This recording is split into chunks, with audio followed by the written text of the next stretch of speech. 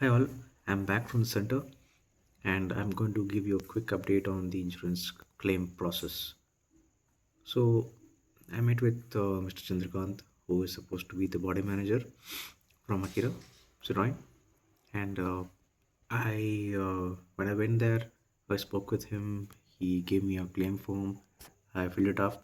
I carried my insurance, driving license, Aadhaar, PAN card, and once you submit this and fill up the form, it's going to give you an acknowledgement of the the inspection sheet, and then you'll be given a time frame, say 10 to 12 working days, for me to get my car back.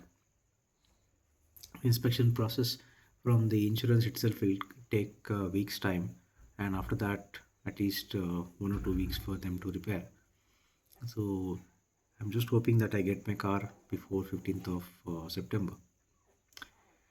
So anybody has any questions on the insurance process, please do DM me. And if you have encountered a rat bite in your car, let me know what have you done. Um, Chandrakant also confirmed and assured me that after the wiring has been replaced, he's going to apply a rat repellent spray on the engine bay so that rats don't come at least for a month. So after 1 month, I'll have to redo the same or have to use other tricks. He suggested me to go for the natural tobacco powder, the natural remedy, which is a rat repellent, and not to go for the rat mesh, which could destroy the suspension and those area. Whenever you're servicing, you'll have to redo it again, which is going to be a cumbersome task. So let's go with natural remedies wherever possible, and rat spray is one easy suggestion. But for permanent solution, I think tobacco powder would be uh, would make sense.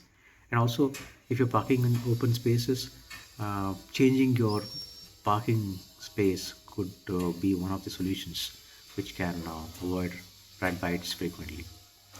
See you until the next video. I'll keep you guys posted. Thank you. Bye.